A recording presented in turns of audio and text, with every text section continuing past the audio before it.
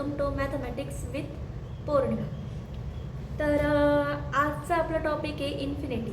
पण इन्फिनिटीविषयी बोलण्याआधी मला तुम्हाला संस्कृतातला एक श्लोक सांगायला आवडेल.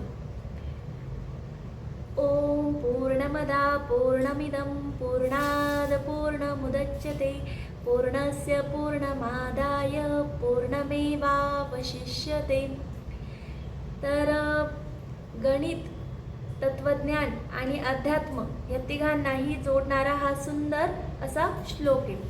याच्यात अनंत म्हणजे इन्फिनिटी ही संकल्पना मांडली गेलेली आहे.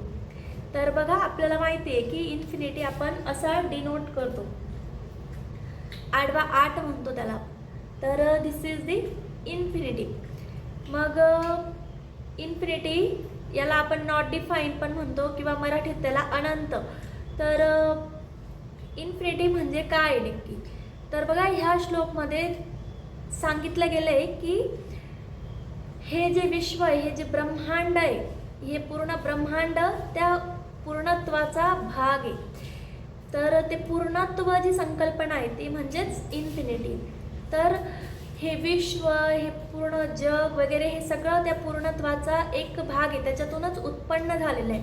आणि त्या मूळ पूर्णत्वातून उत्पन्न झाल्यावरही त्याला काही फरक पडत नाही, ते पूर्णत्वच असतं.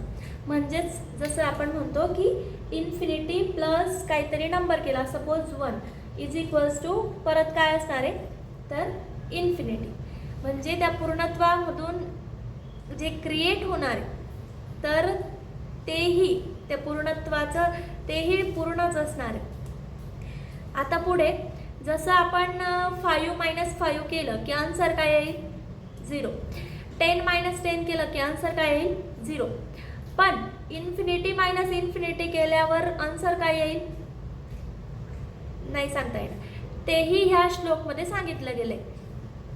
पूर्णमेवावशिष्यते म्हणजे पूर्णातून पूर्ण काढून टाकल्यावरही पूर्णच शिल्लक राहणार आहे.